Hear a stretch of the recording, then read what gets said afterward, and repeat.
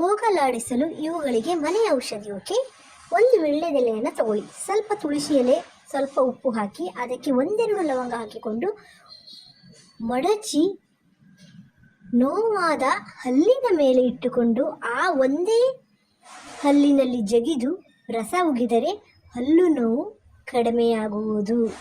Okay, ಇದು ಖಂಡಿತವಾಗ್ಲೂ try ಮಾಡಿ, ಕಡಿಮೆ ಆಗೇ ಆಗತ್ತೆ. ಓಕೆ, ಯಾವ ಕಾಯಿಲೆಗೆ ಯಾವ ಮನೆ ಔಷಧ ಉತ್ತಮ? ಓಕೆ, ತಿಳ್ಕೊಳ್ಳೋಣ. ಅಸ್ತಮಕ್ಕೆ ತುಳಸಿ, ಬಿಲ್ವ, ಬೆಳ್ಳುಳ್ಳಿ, ಗರಿಕೆ ಮತ್ತು ಶುಂಠಿ ಆಗಿರುತ್ತೆ. ಓಕೆ, ಮಧುಮೇಹದವರಿಗೆ ಬಿಲ್ವ, ತುಳಸಿ, ಬೇವು, ಕರಿಬೇವು, ಹಾಗಲಕಾಯಿ, ಅಮೃತ ಬಳ್ಳಿ. ಓಕೆ, ಗ್ಯಾಸ್ಟ್ರಿಕ್ ಇರೋರಿಗೆ ಏನು ಗೊತ್ತಾ, ಬೂದುಗುಂಬಳಕಾಯಿ ಇರುತ್ತಲ್ಲ, ಶುಂಠಿ, ತುಳಸಿ, ಗರಿಕೆ, ಸೌತೆಕಾಯಿ, ಮೂಲಂಗಿ. ಓಕೆ, ಅಜೀರ್ಣ, ಶುಂಠಿ, ನಿಂಬೆ, ಕರಿಬೇವು, ಮೂಲಂಗಿ, ಸೌತೆಕಾಯಿ, ಈರುಳ್ಳಿ. BP ಇರೋರು ಬೆಳ್ಳಿ, ಗರಿಕೆ, ಜೇನುತುಪ್ಪ, ಶುಂಠಿ, ಈರುಳ್ಳಿ, ಸೌತೆಕಾಯಿ, ಬ್ರಾಹ್ಮಿ. BP ಇರೋರು ಬೆಳ್ಳುಳ್ಳಿ, ಗರಿಕೆ, ಜೇನುತುಪ್ಪ, ಶುಂಠಿ, ಈರುಳ್ಳಿ, ಸೌತೆಕಾಯಿ, ಬ್ರಾಹ್ಮಿ. ಹೃದಯ ತೊಂದರೆ ಬಿಲ್ವ, ಗರಿಕೆ, ಅಮೃತ ಬಳ್ಳಿ, ಸೌತೆಕಾಯಿ, ನಿಂಬೆ. ಮೂಲವ್ಯಾಧಿ ಇರೋರು ಮಲಬದ್ಧತೆ, ಬೂದುಗುಂಬಳಕಾಯಿ, ಶುಂಠಿ, ಸೌತೆಕಾಯಿ, ಗರಿಕೆ, ಬಿಲ್ವ, ಅಮೃತ ಬಳ್ಳಿ. ಓಕೆ, ತಿಳ್ಕೊಳ್ಳಿ. ಈಗ ಮತ್ತೊಂದು, ಮೆಂತ್ಯ ಕಾಳು, ಮಧುಮೇಹ. ಸ್ವಲ್ಪ ನೀರಿಗೆ 1 ಚಮಚ ಮೆಂತ್ಯ ಪುಡಿ ಹಾಕಿ ಕುಡಿಯುವುದರಿಂದ ಮಧುಮೇಹ ನಿಯಂತ್ರಣದಲ್ಲಿರುತ್ತದೆ. ಅದು ಬೆಳಗ್ಗೆ ಖಾಲಿ ಹೊಟ್ಟೆಯಲ್ಲಿ ತಗೊಳ್ಬೇಕಷ್ಟೇ. ಮತ್ತು ಎರಡನೇದಾಗಿ ಒಣ ಕೆಮ್ಮು ಹಾಗೂ ಜ್ವರ.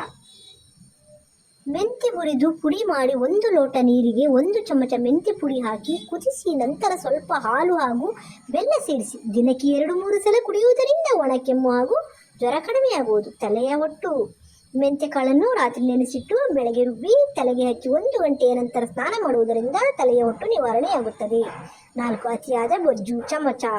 1 ಚಮಚ ಮೆಂತ್ಯ ಕಾಳು ರಾತ್ರಿ ನೆನೆಸಿಟ್ಟು ಬೆಳಗ್ಗೆ ಖಾಲಿ ಹೊಟ್ಟೆಯಲ್ಲಿ ಕುಡಿಯುವುದರಿಂದ ಅತಿಯಾಗಿ ಬೊಜ್ಜು ಇಳಿಯುತ್ತದೆ. ತಿಳ್ಕೊಂಡ್ರಲ್ವಾ? ಮೆಂತ್ಯ ಕಾಳಿನ ಕಷಾಯದ ಪ್ರಯೋಜನಗಳು. ಬೆಲ್ಲ ಸೇರಿಸಿ ಮೆಂತ್ಯ ಕಷಾಯ ಕುಡಿದರೆ ನೆಗಡಿ, ಕೆಮ್ಮು, ಶೀತ ನಿವಾರಣೆಯಾಗುತ್ತದೆ. ಮೆಂತ್ಯ ಕಾಳಿನ ಕಷಾಯದಿಂದ ಮಲಬದ್ಧತೆ ಹತೋಟಿಗೆ ಬರುತ್ತದೆ. ಇದು ರಕ್ತದಲ್ಲಿನ ಸಕ್ಕರೆ ಅಂಶ ಕಡಿಮೆ ಮಾಡುತ್ತದೆ. ಹೃದಯ ಸಂಬಂಧಿತ ಸಮಸ್ಯೆಗೆ ರಕ್ಷಣೆ ಜೊತೆ ರಕ್ತದಲ್ಲಿನ ಕೊಲೆಸ್ಟ್ರಾಲ್ ಅಂಶವನ್ನು ನಿಯಂತ್ರಣದಲ್ಲಿಡುತ್ತದೆ. ಖಾಲಿ ಹೊಟ್ಟೆಯಲ್ಲಿ ಪ್ರತಿದಿನ ಸಕ್ಕರೆ ಬೆರೆಸದೆ ಮೆಂತ್ಯ ಕಷಾಯ ಕುಡಿದರೆ ಮಧುಮೇಹ ನಿಯಂತ್ರಣಕ್ಕೆ ಬರುತ್ತದೆ. ಏಲಕ್ಕಿಯ ಪ್ರಯೋಜನಗಳು. ಏಲಕ್ಕಿ ಕ್ಯಾನ್ಸರ್ ತಡೆಗಟ್ಟುವ ಸಾಮರ್ಥ್ಯವನ್ನು ಹೊಂದಿದೆ. ಜೀರ್ಣಕ್ರಿಯೆ ಸಮಸ್ಯೆಗಳಿಂದ ರಕ್ಷಿಸುತ್ತದೆ.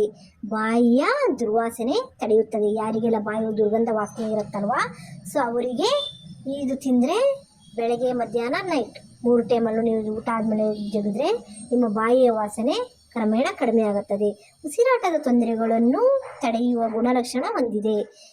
ಆಮೇಲೆ ರಕ್ತದೊತ್ತಡ ತಡೆಯಲು ಸಹಕಾರಿ, ರೋಗ ನಿರೋಧಕ ಶಕ್ತಿಯಾಗಿ ಕಾರ್ಯನಿರ್ವಹಣೆ, ಮೂತ್ರದ ಸಮಸ್ಯೆಗಳಿಗೆ ಪರಿಹಾರ. ಮತ್ತೊಂದು ವಿಷಯ ಏನಪ್ಪ ಅಂದರೆ, ಇದರೊಳಗೆ ನೀವು ಏಲಕ್ಕಿ ತಿಂತೀರಲ್ವಾ, ಸೊ ಏಲಕ್ಕಿ ಮತ್ತು ಲವಂಗನೂ ಕೂಡ ಭಾರಿ ಒಳ್ಳೆಯದು. ನಿಮ್ಮ ಬಾಯಿಯ ದುರ್ಗಂಧ, ಕೆಟ್ಟ ವಾಸನೆ, ಎಷ್ಟೇ ಹಲ್ಲುಜ್ಜಿದ್ರು, ಎಷ್ಟೇ ಇದಾದರೂ ಕೆಲವರ ಬಾಯಲ್ಲಿ ಕಪ್ಪಗಳಿರುತ್ತೆ, ಗಂಟಲಲ್ಲಿ ಇಲ್ಲಿ ಕಪ್ಪಗಳಿದ್ದಾಗ ನಿಮ್ಮ ಬಾಯಿ ವಾಸನೆ ಬರ್ತಾ ಇರುತ್ತೆ. ಸೊ ಹಾಗಾಗಿ ಏಲಕ್ಕಿ ಅಥವಾ ಲವಂಗ ಎರಡೂ ಒಳ್ಳೆಯದು.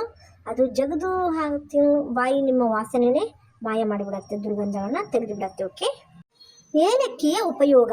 ಏಲಕ್ಕಿ ಪರಿಮಳವನ್ನು ಪದಾರ್ಥ ಹೆಚ್ಚಾಗಿ ಸಾಂಬಾರ್ ಪದಾರ್ಥವಾಗಿ ಉಪಯೋಗಿಸುವಾಗ ಇದು ಹೊಂದಿರುವ ಔಷಧಿ ಉಪಯೋಗಗಳು ಇತ್ತೀಚೆಗೆ ಕ್ಯಾನ್ಸರ್ ವಿರೋಧಕ ಶಕ್ತಿ ಏಲಕ್ಕಿಗಿದೆ ಎಂಬುದು ಬೆಳಕಿಗೆ ಬರುತ್ತಲೇ ವೈದ್ಯಕೀಯ ಸಂಶೋಧನಾ ರಂಗಗಳಲ್ಲಿ ಅದರ ಬೇಡಿಕೆ ಹೆಚ್ಚಾಗಿ ಏಲಕ್ಕಿಯ ದೇಹದಲ್ಲಿರುವ ಕಲ್ಮಶಗಳನ್ನು ಹೊರಹಾಕುವುದಕ್ಕೆ ಸಹಕಾರಿಯಾಗಿದೆ. ಪ್ರತಿನಿತ್ಯ ಏಲಕ್ಕಿಯನ್ನು ಅಗಿಯುವುದರಿಂದ ಹಾಗೂ ಅಡುಗೆಯಲ್ಲಿ ಬಳಸುವುದರಿಂದ ಶ್ವಾಸಕೋಶ ಸಂಬಂಧಿತ ತೊಂದರೆ ನಿವಾರಣೆಯಾಗುತ್ತದೆ. ಹೌದು, ಖಂಡಿತವಾಗ್ಲೂ ಹೌದು. ಟ್ರೈ ಮಾಡಿ. ಯಾವುದೇ ನಾವು ಬಾಯಿ ಮಾತಲ್ಲಿ ಹೇಳಬಾರ್ದು, ಅದು ಟ್ರೈ ಮಾಡಿದ್ರೇ ಅದು ರಿಸಲ್ಟ್ ಸಿಗೋದು. ಟ್ರೈ ಮಾಡಿ. ಓಕೆ. ರಾತ್ರಿ ಮಲಗುವ ಮುನ್ನ ನೀರಿನ ಜೊತೆ ಇದನ್ನು ಸೇವಿಸಿ. ರಾತ್ರಿ ಮಲಗುವಾಗ ಮುನ್ನ ನೀರಿನ ಜೊತೆ 2 ಲವಂಗವನ್ನು ನೀರಿನ ಜೊತೆ ಸೇವನೆ ಮಾಡುವುದರಿಂದ ಅನೇಕ ರೋಗಗಳು ದೂರವಾಗುತ್ತದೆ. ಯಕೃತ್ತಿನ ಆರೋಗ್ಯದಲ್ಲಿ ಸುಧಾರಣೆ, ಮೂಳೆಗಳನ್ನು ಬಲಗೊಳಿಸಲು ಸಹಕಾರಿ, ರಕ್ತದಲ್ಲಿನ ಸಕ್ಕರೆ ಪ್ರಮಾಣವನ್ನು ನಿಯಂತ್ರಿಸಲು ಸಹಕಾರಿ, ಜೀರ್ಣಕ್ರಿಯೆಗೆ ಸಹಕಾರಿ, ಮಲಬದ್ಧತೆ ಸಮಸ್ಯೆಗೆ ಒಳ್ಳೆಯ ಮದ್ದು, ರೋಗ ನಿರೋಧಕ ಶಕ್ತಿಯನ್ನು ಬಲಗೊಳಿಸುತ್ತದೆ, ಕೆಮ್ಮು ಶೀತ ದೂರ ಮಾಡುತ್ತದೆ, ಬಾಯಿಯ ದುರ್ಗಂಧಕ್ಕೂ ಹೇಳಿ ಮಾಡಿಸಿದ ಲವಂಗ ಒಂದು ತಿಂದರೆ ಸಾಕು, ಬಾಯಿ ಸ್ಮೆಲ್ಲ ಹೋಗ್ಬಿಡತ್ತೆ. ನಿನ್ನ ಬಾಯಿ ವಾಸನೆ ಇದೆಯಲ್ಲ ಅನ್ಬಾರ್ದು. ನೀವು ಒಂದು ಏಲಕ್ಕಿ ಅಥವಾ ಲವಂಗ ತಗೊಂಡು ತಿಂದ್ರೂ ನಿಮಗೆ ರಿಸಲ್ಟ್ ಚೆನ್ನಾಗಿರುತ್ತೆ. ಟ್ರೈ ಮಾಡಿ. ಲವಂಗದ ನಿಮ್ಮ ಅದೃಷ್ಟ ಬದಲಿಸಲಿದೆ. ಲವಂಗವನ್ನು ಕರ್ಪೂರದ ಜೊತೆ ಸೇರಿಸಿ ಶನಿವಾರ ಸಂಜೆ ಮನೆಯ ಮುಖ್ಯ ಗೇಟ್ ಬಳಿ ಹಚ್ಚಬೇಕು. ಇದರಿಂದ ನಿಮ್ಮ ಮನೆಯಲ್ಲಿ ಎಂದೂ ನಕಾರಾತ್ಮಕ ಶಕ್ತಿಯು ವಾಸವಾಗುವುದಿಲ್ಲ. ಸಂದರ್ಶನಕ್ಕೆ ತೆರಳುವವರು ನೀವಾಗಿದ್ದರೆ ಬಾಯಿಯ 2 ಲವಂಗ ಹಾಕಿಕೊಂಡು ಹೋಗಿ ಅಲ್ಲಿಗೆ ಹೋದ ತಕ್ಷಣ ಉಗಿದು ಬಿಡಿ. ಭಗವಂತನನ್ನು ನೆನೆದು ನಿಮ್ಮ ಬೇಡಿಕೆ ಮುಂದಿಡಿ. ಇದು ಕೂಡ ಚೆನ್ನಾಗಿದೆ ರಿಸಲ್ಟು. ಟ್ರೈ ಮಾಡಿ. ನಮ್ಮಲ್ಲಿ ಒಂದು ಸೆನ್ಸ್ ಇದೆ, ಓಕೆನಾ? ಅರ್ಥ ಮಾಡ್ಕೊಳ್ಳಿ. ನಮ್ಮಲ್ಲಿ ಒಂದು ಸೆನ್ಸ್ ಇದೆ. ಆ ಸೆನ್ಸನ್ನು ನೀವು ಬಲವಾಗಿ ನಂಬಿದರೆ ಅದು ನಿಮಗೆ ಪಕ್ಕ ರಿಸಲ್ಟ್ ಕೊಡುತ್ತೆ. ನೋಡಿ, ಟ್ರೈ ಮಾಡಿ.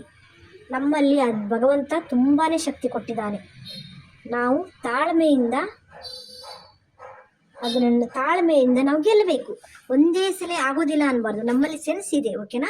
ನಮ್ಮಲ್ಲಿ ಕೂಡ ಶಕ್ತಿ ಇದೆ. ದೇವರ ಹತ್ರನೇ ಒಂದಲ್ಲ, ನಮ್ಮಲ್ಲಿಯೂ ಶಕ್ತಿ ಇದೆ. ಅದು ನಾವು ಯೂಸ್ ಮಾಡ್ಕೋಬೇಕು. ಅದು ಹೇಗೆ? ಧ್ಯಾನದಿಂದ. ನಮ್ಮ ಧ್ಯಾನವನ್ನು ಮಾಡಬೇಕು, ಮೆಡಿಟೇಷನ್ ಮಾಡಬೇಕು. ನಮ್ಮಲ್ಲಿ ಶಕ್ತಿಗಳು ತುಂಬ ಇದೆ. ಆಗೋ ಕೆಲಸ ಆಗತ್ತೆ ಅಂದರೆ ನಿಮ್ಮ ಸೆನ್ಸ್ ಹೇಳತ್ತೆ ಆಗತ್ತೆ ಇವತ್ತು ಕೆಲಸ, ನೀವು ಹೋಗುವಂತ. ಅದು ನೀವು ನಂಬಬೇಕು.